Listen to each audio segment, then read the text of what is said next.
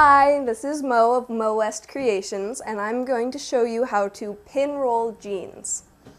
So you take your pair of jeans and lay them out, and then take the first fold. And the thing about rolling your jeans is you want them to be matching. So put the legs on top of each other.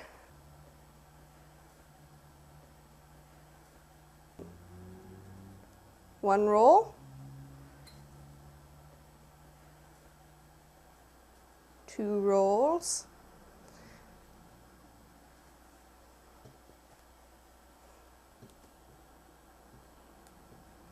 And if you want to, you can press them. Just give them a good steam blast.